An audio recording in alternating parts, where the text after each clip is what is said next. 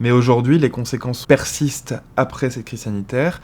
On estime que le nombre de passages aux urgences pour tentative de suicide a augmenté quasiment de 30%. Enfin, c'est quelque chose qui est énorme. Et le nombre d'hospitalisations pour tentative de suicide, depuis la crise sanitaire, en fonction du lieu d'hospitalisation, mais ça peut être entre 70 et plus de 100% d'augmentation. Ce qui est intéressant, c'est que cette augmentation, elle concerne pas tout le monde, elle est assez élective. Et elle concerne surtout les jeunes filles entre 11 et 17 ans. Assez peu les jeunes garçons. Et ce qui est très intéressant, c'est que c'est une caractéristique classique de l'épidémiologie des tentatives de suicide, mais qui a encore augmenté, là, avec la crise sanitaire.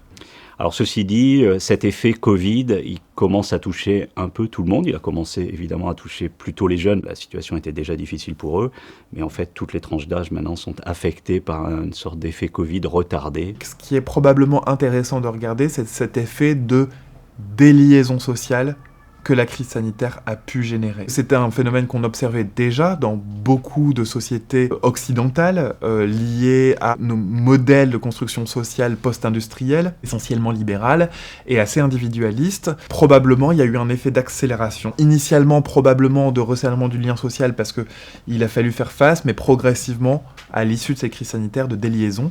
Or, on sait que la rupture du lien social est un déterminant très important pour les crises suicidaires.